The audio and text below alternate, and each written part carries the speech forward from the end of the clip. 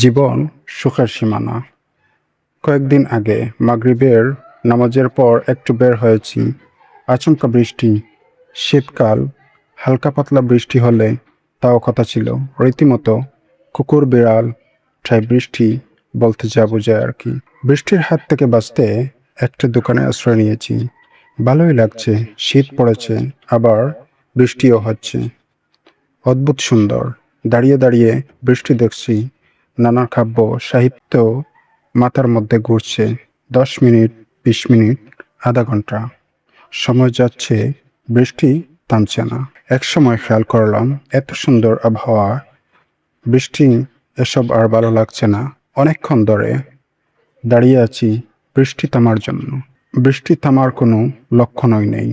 দেখতে দেখতে 1 ঘন্টা বেশি হয়ে গেল, এখনো তুমুল বেগে বৃষ্টি হচ্ছে। সামনে দিয়ে যত রিক্সা যাচ্ছে সবাইকে ডাক দিচ্ছি।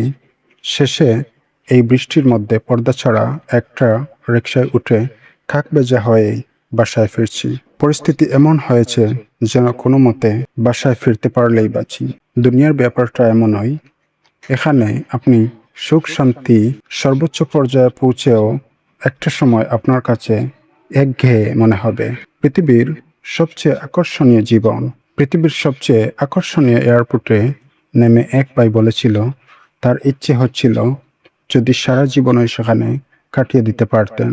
কিন্তু যেই শুনলেন ফ্লাইট লেট, কয়েক ঘন্টা লেট, সেই সারা জীবন থাকতে চাওয়ার জায়গাটা একটা সময় বিরক্তির লাগা শুরু করলো। ছোট বাচ্চা দোকানে চকলেট বাক্স দেখায় ভাবে সে যদি দোকানদার হতো তাহলে সারাদিন চকলেট খেত।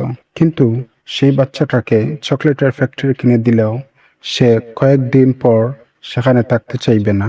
একটা সময় আপনিও যা যা চেয়েছিলেন, এখন তার চেয়ে কয়েক গুণ পাওয়ার পরও একদিন আপনি হঠাৎ আবিষ্কার করবেন আপনার নতুন কিছু চাই, আরো ভালো কিছু, আরো দামি, আরো সুন্দর। কারণ এই দুনিয়া কোনো কিছু অ্যাবসলিউটলি পারফেক্ট হয় না। মানুষের মনের যে সুকুন বা প্রশান্তি লিমিট, সেটাকে দুনিয়া দিয়ে শতভাগ সন্তুষ্ট করা সম্ভব না। কারণ মানুষের হৃদয়ে সত্যিকারের প্রশান্তি আল্লাহ তাআলা রেখেছেন অন্য কোথাও, আর সেটা হলো জান্নাত। শুধুমাত্র সেখানে গিয়েই শতভাগ প্রশান্তি অর্জন করা সম্ভব। এই দুনিয়াতেই অনেক সময় দেখবেন যাদের সব আছে তাদের বিরাট আয়োজন দেখলে মনে হবে দুনিয়াতেই তারা জান্নাত বানিয়ে নিয়েছে। কিন্তু সেই জান্নাতেও এক সময় তাদের একঘেয়ে লাগে। একটা বই পড়েছিলাম অনেক আগে, একজন বিশাল কোটিপতি, ঘর সংসার নেই, শরীরে একটা অংশ অবশ হয়ে গেছে। সে নিজেই রুমটাকে এভাবে সাজিয়েছিল যেখানে সুইচ টিপলে যা চলে তাই আসে। সে বলতো সে নিজের রুমেই জান্নাত বানিয়ে নিয়েছে, কিন্তু একসময় সে নিজের তৈরি জান্নাতেই হতাশ। বিষণ্ণ হয়ে পড়ল। নিজের তৈরি জান্নাতে সে নিজেই ক্লান্ত। এবং এটা অন্যতম কারণ যে আমরা মৃত্যুকে ভয় পাই, কারণ আমরা জান্নাতে প্রাসাদ না বানিয়ে দুনিয়াতে প্রাসাদ বানিয়ে বসে আছি। সত্যিকারের জান্নাতে না গিয়ে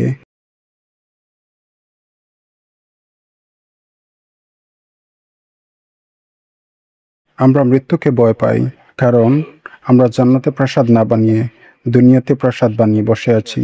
সত্যিকারের জান্নাতে না গিয়ে দুনিয়াতে জান্নাত বানানোর ধান্দায় জীবনটা পার করে দেই। খলিফা সুলাইমান ইবনু আব্দুল মালিক একবার এক তাবিঈন আলেমের সাথে ছিলেন। তিনি আলেমকে জিজ্ঞেস করলেন, আমরা মৃত্যুকে ভয় পাই কেন? কেন মরতে চাই না? আলেম উত্তর দিলেন, ইয়া আমিরুল মুমিনিন, আমরা সবাই দুনিয়াতে আবাদ করি আর আখিরাতকে আবাদ শূন্য করে ফেলে রাখি। দুনিয়া বিনির্মাণ করি আর আখিরাতকে ধ্বংস। সেজন্য আমরা মৃত্যুকে ভয় পাই। কারণ যা নির্মাণ করেছে সেটা ফেলে যা সে নিজের হাতে ধ্বংস করছে সেখানে কেউ যেতে চায় না। যারা আবু দারদার মতো জান্নাতে বাগান কিনেছে, যারা উমরের মতো জান্নাতে হীরার বাড়ি কিনেছি, তারা সবসময় উদ্গ্রীব হয়ে থাকে কবে এই দুনিয়া ছাড়বে, কবে তাদের নির্মিত প্রাসাদ যাবে, কবে আখিরাতে তাদের অর্জিত সম্পদ ভোগ করবে। হযরত বিলাল রাদিয়াল্লাহু তাআলা আনহু যখন শেষ সময়ে, তখন উনার কষ্ট দেখে উনার স্ত্রী বললেন, আহা, কি কষ্ট আপনার? জবাব বিলাল রাদিয়াল্লাহু তাআলা আনহু বলেছিলেন, কিসের কষ্ট? বরং আজ তো আমার আনন্দ। একটু পরে আমি আমার রাসূলের সাথে মিলিত হতে যাচ্ছি, আমার সাথীদের সাথে মিলিত হতে যাচ্ছি রাদিয়াল্লাহু আনহু। সুতরাং পুরো দুনিয়া আমাদের অধীনে দিয়েও দেওয়া হলেও সত্যিকারের সুখ পেতে হলে আমাদের এমন কোথাও যেতেই হবে যেখানে দুনিয়ার সীমাবদ্ধতাগুলো নেই, নেই কোনো কষ্ট, নেই কোনো গ্লানি, নেই মন খারাপ, রোগবালাই নেই, সেখানে সব কিছু পারফেক্ট, অ্যাবসলিউটলি পারফেক্ট। আর সেই জায়গা হলো জান্নাত। ইমাম আহমদ ইবনে হাম্বল রহমতুল্লাহি আলাইহির ছেলে একদিন জিজ্ঞেস করল, আমরা শান্তি পাবো কবে? ইমাম আহমদ জবাব দিলেন, জান্নাতে আমাদের প্রথম কদমটি হবে শান্তির। বন্ধুরা, ভিডিওটি আপনাদের কেমন লাগছে? যদি ভালো লেগে থাকে তাহলে লাইক, কমেন্ট, শেয়ার দিয়ে পাশে থাকবেন। অসংখ্য ধন্যবাদ সবাইকে। আসসালামু আলাইকুম।